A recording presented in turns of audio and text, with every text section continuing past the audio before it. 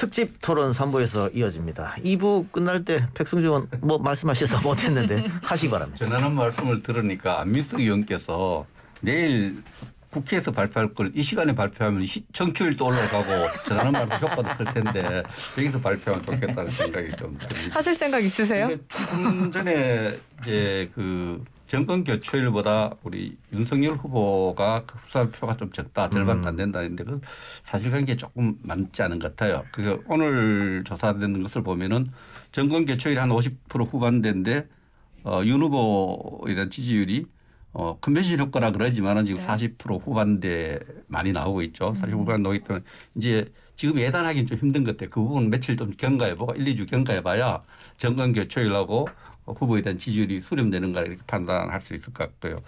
지금 안민석 의원께서 지금 4개월이 지난 4년보다 더 혹독한 후보 검증의 시간이 될 거고 또 치열하게 진행될 거로 봅니다. 그 속에서 여러 가지 또 대장동과 같은 일들이 발생할 수 있다. 그 국민에게 충격을 주는 일들이 생길 수 있다 이렇게 말씀하셨는데 충분히 검증돼야 되죠. 저는 조금 이 문제에 관련해서 대장동 이 문제가 후보가 당당하고 깨끗하다면은 특검을 왜 수용 안 하는지 모르겠어요. 민주당과 민주당 지도부 또 대통령 또 민주당 의원들이 누명을 쓰고 있다는 거 아닙니까? 난 몸통이 아닌데 내가 자꾸 왜 몸통이라 하느냐. 몸통하는 걸 좀 해명해 달라. 그래서 특검을 스스로 수용해야 될 것 같아요. 특검을 하면은 그 억울한 거 밝혀질 거 아니에요. 그래서 그런 여러 가지 일들이 앞으로 진행될 것인데 그때마다 제대로 수사가 돼야 되겠죠. 수사가 돼야 되고. 근데 조금 후보자 가족에 대해서는 제가 직접 언급하기 좀 그렇습니다만 저 자신이 모르는 상황들이어서 자료를 갖고 내일 발표하신다 그러는데 결혼하기 이전하고 결혼하기 이후 또 검찰총장을 어느 정부 어느 대통령이 임명했습니까? 문재인 정부 문재인 대통령이 임명하고 그 부부 검찰총장 부부가 사진 찍은 것을 쭉 볼 수 있습니다. 그렇다면은 이 스스로 검찰총장이 여러 가지 문제를 지금 제기하는 것은 검찰총장을 임명했던 윤석열 총장을 임명했던 그 문재인 정부의 여러 가지 공직자 검증 과정에 스스로 응퇴를 했다 이렇게 이야기하는 밖에 안 돼요. 자기 얼굴 침 뱉깁니다. 이런 부분에서 좀 더 생각을 갖고 좀 더 확실한 것을 갖고 얘기를 해야 되지 않느냐. 알겠습니다. 자, 백 전 의원이 대장동 또 타면 특검 받아야 되는 거 아니냐. 여기에 대해 할 말이 있으실 것 같아요. 제가 대장동의 진실, 대장동 판도라 이것을 제가 최근에 좀 조사를 좀 하고 있어요. 워낙 과거 국정농단 시절에 이제 저하고 국정농단을 좀 추적했던 그런 몇몇 분들이 있어요. 그분들하고 지금 같이 일을 하고 있는데요. 그런 과정에서 제가 여러 사람들을 만나게 돼요. 하나은행, SK 쪽 사람들, 또 대장동 개발 관련된 사람들. 그중에서요. 대장동 이거 하다가 감옥 갔다 온 사람이 있어요. 그분한테 제가 그분이 누구라고 생각하냐. 이재명이래요. 그분에 나오는 네네. 녹취록에 나오는 그분이. 네네네. 네. 그래서 왜 그렇게 생각하냐 그랬더니 아니 나를 검찰 수사시켜가지고 구속시키고 하나은행 돈 끌어오고 SK 돈 끌어올 수 있는 사람이 성남시장 힘으로 다 할 수 있는 거 아닙니까? 나 그 사람이 했다 봅니다. 그렇게 이야기하더라고요. 보시라. 15년 그때는 나도 박근혜 정권한테 2번이나 구속될 뻔했다. 이재명 지사도 마찬가지다. 그 정진상이라는 그 친구 검찰 조사 받다가 이빨이 몇 개나 빠져 있다. 그런 이재명 시장이 이런 걸 설계를 할 수가 있었겠느냐. 그렇게 쭉 설명을 하니까 이재명이 아니라 SK를 움직이고 하나은행 돈을 끌어들일 수 있는 검찰을 움직일 수 있는 더 큰 권력이 움직인 거다. 충분히 그분이 이해를 하더라고요. 그래서 저는 그분에 대해서 저는 이재명이 아니라는 그들에 대한 확신을 가지고 이 문제를 이제 바라보고 있고요. 정리해 주세요. 짧게. 예. 또 한 가지는 너무 확정 편향적인 이재명이 그분이다라고 딱 국힘은 2달 전부터 이 그 전제를 하고 대장동을 보고 있었으니까 이게 흔들리거나 이게 아니면은 국힘당 자기 부정이 돼 버리는 거예요. 그래서 끝까지 지금 그분이 그 이재명 시장 후보라는 그런 학점 편향을 갖고 계신데 그건 진짜 아니거든요. 그거 아니고 제가 볼 때는 결론적으로 그 과거 권력이고 좀 더 뭐 좀 정치적으로 표현하면은 국힘 게이트일 가능성을 좀 높게 더 보고 있습니다. 그러면 저 오창석 평론가가 그 제 질문을 받아서 보태기 특검 받아라 떳떳하면 왜 안 받느냐? 아니 특검을 평상시 같으면 받았겠죠. 국민들 앞에 진실을 밝혀야 되니까. 근데 지금 이 상황이 대선 전에 특검이 끝날 수 있는 시간적 여유가 별로 없어요. 특검만 꾸리고 여기에 마치 뭔가 큰 잘못이 있는 듯이 연기만 피우면 국민들께서 어떻게 오해를 하겠습니까? 그러니까 이 부분에 대해서 특검 무용론이 괜히 나왔던 것들이 아닙니다. 지난번에 우리 특검이 성공했던 사례가 몇 번 있었는가. 뭐 거의 사실 탄핵 국면 때 그 특검 정도 말고는 특검이 제대로 됐었다라고 얘기한 적이 몇 번이나 있었습니까. 그렇기 때문에 이거는 만약에 특정 인사에 대해서 낙인 찍기 효과밖에 나오지 않는다라는 리스크를 가질 수밖에 없는 것이고 그러면 반대로 공수처에 지금 윤석열 후보 입건된 거 4개나 있습니다. 한명수 모해 이중 수사 방해, 옵티머스 부실 수사, 그리고 판사 사찰, 그리고 오늘 들어가는 고발 사주권까지. 이거 다 특검 받을 겁니까? 이거 쉽지 않은 거예요. 그래서 특검을 받으면 당연히 좋죠. 진실을 파헤쳐야 되는데. 근데 특검을 못 받는다라고 이거를 피해가려고 한다라고 낙인 찍는 건 되게 이상하다. 그리고 윤석열 전 검찰총장이 우리 검찰 잘한다라고 얘기하지 않았어요? 검찰 믿고 기다리고 있으면 되죠, 사실은. 일부러 수사를 안 할 이유는 저는 없다고 봅니다. 자, 고발 사주 등등등 다 특검 받아라 그러면. 제가 마지막으로 말씀드려야 될 것 같은데 우선 특검이 뭐 시간적으로 여유가 없다라는 말씀을 지금 10월부터 하고 계시는데 가능합니다.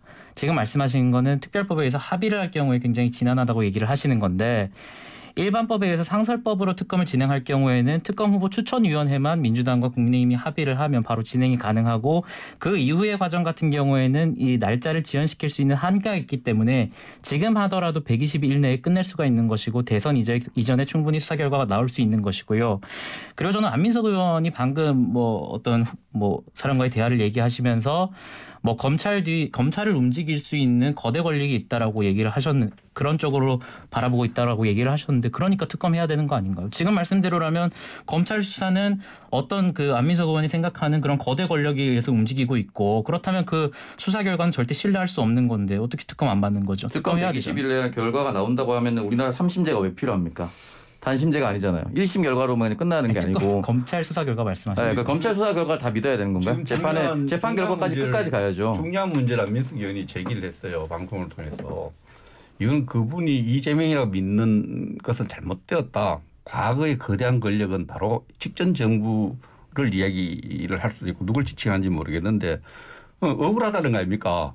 그 오해를 받고 있는 거. 억울한 걸 풀어줄 수 있는 제도가 특검이에요. 그 특검에서 성공한 사례가 뭐 여러 가지 말씀은 좀 별로 없다 그랬는데 국민들 내리에 특검에서 성공했던 사례가 김경수 도지사 사건입니다. 가장 특검 별로 기대 안 했는데 특검 기대 안 했는데 김경수 도지사가 유죄를 받았지 않습니까? 대법원에서. 그런 데 대한 두려움이 있는 게 아니냐. 일반 국민은 그렇게 생각합니다. 왜 특검을 갖고 진실을 밝히는데 왜 민주당이 반대하고 후보도 왜 수용한다는 이야기가 왔나. 제가 억울한 것도 저 같으면은 저거 억울하다 이거죠. 내가 왜 그거 몸통이 아닌데 몸통이라고 그러면 저는 바로 특검을 받으라 하겠어요. 가장 빨리 하도록 하겠어요. 이 부분에서 거대한 권력, 과거 권력이 그분이다 하는 거는 안민석 의원님이 정말 오선 이유는 아무합니까? 그 책임을 지고 그 부분에 대해서 조금 청취자들에게 설명할 부분이라고 생각합니다. 아니 그러면 어차피 이거는 여야가 협의할 부분이니까 여야가 협의를 해서 대장동 특검도 하고 아까 오창석 평론가 말처럼 고발사주 의혹이라든가 여러 가지 다른 거 특검하고 이렇게 협의는 어떻게 그런 협의가 들어오면 어떻게 하세요? 할 수 있죠. 그거 충분히 논의할 수 있는 것이고 다만 민주당이 지금 하고 있는 것은 계속 뭐 고발사주 특검 얘기하면서 본인들이 특검 받겠다는 얘기는 계속 안 하고 있어요. 그리고 뭐 대법원 결과 얘기하시는데 지금 검찰 경찰 수사 결과 지금 이거 하고 있는 거 하면 대선 전에 대법원 결과 나오나요? 안 나오잖아요. 두 가지가 말씀드리고 싶은데요. 첫째는 특검이 만능일까? 특검하면 판도라 진실에다 열릴까? 저는요. 국정농단 사건에 대해서 아마 저만큼 잘 아는 정치인 없을 겁니다. 언론인도 저만큼 아는 분들 거의 없을 거라고 보는데요. 제가 볼 때는 국정농단 그 난리치면서 특검을 했지만은 진실은 반의 반밖에 안 밝혀졌다고 봅니다. 그러한 국정농단의 특검도 마찬가지고요. 이번에 이거 입건 같은 경우 특히 대선을 앞두고 이 특검이 진실을 왜곡하려 하진 않을까 내지는 진실이 필요한 부분만 드러내지는 않을까 저는 그런 생각을 하고요. 그래서 특검이 능사는 아니다. 두 번째 특검을 이야기할 게 아니라 진짜로 이 판도라 상자의 진실을 알고 싶으면은 당장에 지금 검찰이 해야 될 수사 하지 않고 있는 수사 핵심적인 게 있습니다. 예를 들어서 곽상도 의원은 아들이 돈을 50억을 받은 거 아닙니까? 왜 받았겠습니까? 한 역할이 있었기 때문이죠. 그러면은 국힘에서 곽상도를 빨리 수사해라. 그 주장을 저는 국힘이 어느 분도 하는 이야기를 제가 못 들었거든요. 곽상도 해야 되고요. 그다음에 정윤회 최순실의 변호사였던 이경재 이 변호사 이분이 15년 9월 1일 날 화천대유 1호 고문으로 지금 확인되고 있지 않습니까? 이경재는 왜 누가 무슨 임무를 위해서 여기 화천대유 1호 고문이 되었을까? 이거 수사를 해야 되는 것이죠. 알겠습니다. 그런 이야기들을 예. 우선적으로 해야 될 예. 때고 특검은 그 다음에 잠깐만요. 이야기도 된다고 봅니다. 이 대장동 건은 뭐 지금 우리가 나눈 얘기는 과거에도 수차례 했으니까 자, 이 정도에서 마무리하고요. 지금 대장동이나 특검이나 어쨌든 이번 대선에 변수가 될 가능성이 있는 것들을 지금 얘기하고 있는데 그거 말고 또 있죠. 변수가 될 만한 것들이. 네, 그렇습니다. 뭐 요즘 얘기 많이 나오고 있는 게 이제 MZ 세대라고 하잖아요. 20대, 30대 그리고 이대남 여성 이들의 표심을 어떻게 끌어올 것인가라는 건데 사실 뭐 이재명, 윤석열 두 후보 모두 2030 세대의 지지가 취약하다라는 약점이 있습니다. 윤 후보 같은 경우에는 그 2030의 전폭적인 지지를 받고 있는 이준석 대표 그리고 홍준표 의원의 지원 사격을 기대할 것 같은데 홍준표 의원 같은 경우에는 이제 뭐 백의종군하겠다. 그러니까 아무 직책을 맡지 않겠다. 이렇게 밝혔고요. 지원 사격을 또 한다고 해서 그들이 과연 넘어갈 것인가. 그들의 표심이 윤석열 후보에게 몰릴 것인가. 이거 자체는 또 확신을 할 수 없는 문제 아니겠습니까? 어떻게 보세요?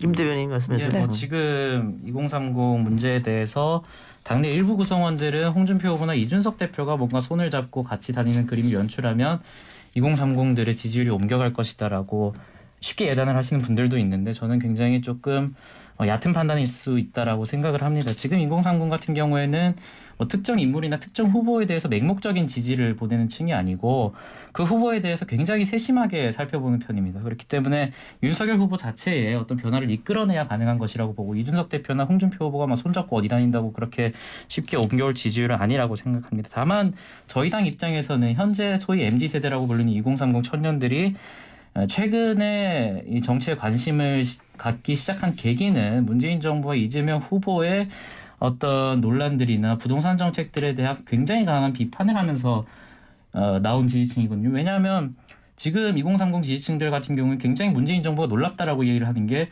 법무부 장관이나 국토교통부 장관을 내가 안 것은 처음이다. 그 이름을 안 것이 내가 처음이다라는 말을 해요. 그것은 결국에는 문재인 정부의 지나친 어떤 그런 정책으로 인해서 민주당이 실망감을 가진 채 지금 국민의힘에 온 지지층이기 때문에 뭐 민주당 측에서 지금 김남국 의원의 굉장히 얕은 술수로 뭔가 저희 당의 상황에 숟가락을 얹어보려고 하는 모습들을 보이고 있는데 저는 그렇게 쉽지 않을 거라고 봅니다.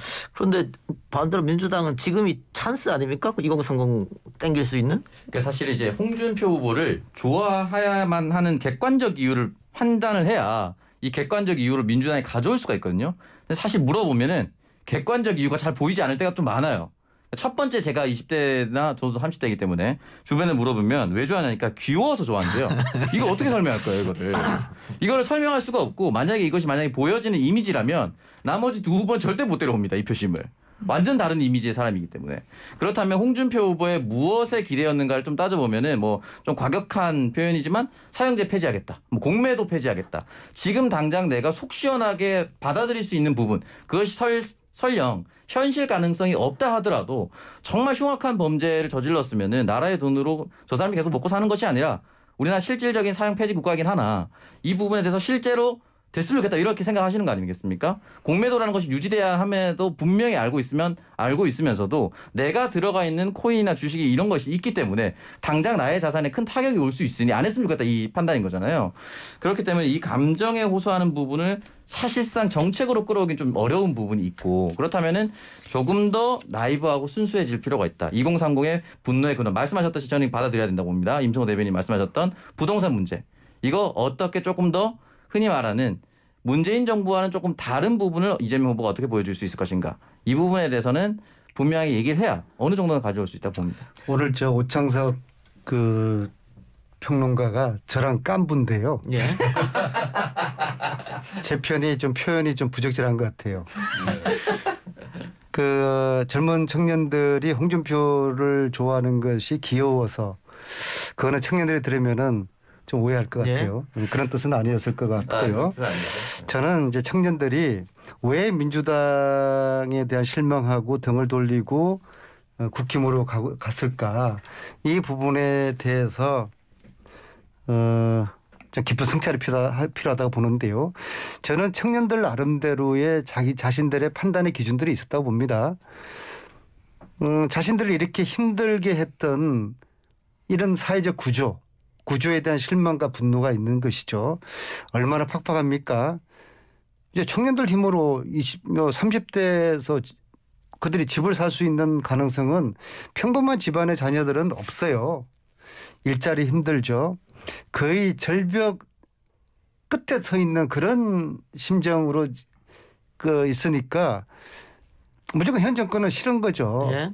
그리고 이제 말을 사이다처럼 아주 화끈하게 해주는 홍준표에 대한 어떤 그냥 기대 심리가 있는 거예요. 그래도 저 사람이 그래도 뭐 우리 좀 생각을 대신해 주는구나. 저기에 좀 우리가 기대되겠다. 이게 기대고 이제 있었던 것이거든. 근데 그런 홍준표 벽이 지금 무너진 거 아니겠습니까? 그럼 지금부터라도 이재명 후보가 일단 나서야 되는 겁니다. 다른 표 계산하지 말고 첫째, 진정으로 젊은이들의 그런 간절한 심정을 헤아려 줄 수 있는 그런 진정성을 담고 있어야 돼요. 이재명 후보가 우리 이야기를 들어주는구나. 저 사람이 우리를 이해를 해 주는구나. 그래서 저 사람한테 뭔가 우리 이야기를 하면 되겠구나. 그러한 청년들의 네. 좀 믿음과 신뢰를 주는 게 가장 첫 번째로 해야 될 일이라고 예. 봅니다. 저녁마다 청년들하고 자, 치맥 먹어야 됩니다. 짧게 좀 백승주 의원님. 예. 광고 들어야 돼요. 광고. 죄송합니다. 광고를 부르시는 예. 백원님 이게 할 때도 광고를 들어야 돼. 광고 듣고 옵니다.